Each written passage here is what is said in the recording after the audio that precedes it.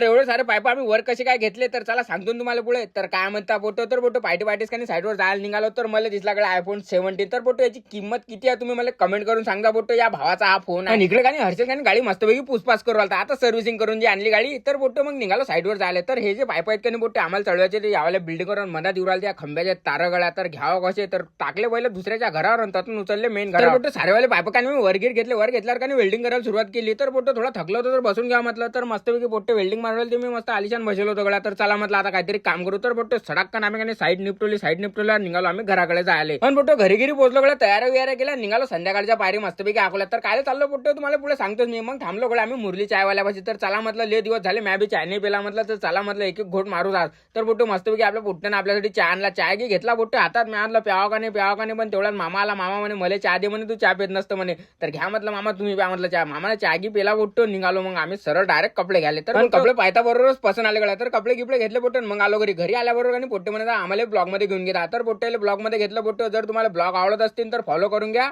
तर चला भेटू नेक्स्ट ब्लॉग मध्ये.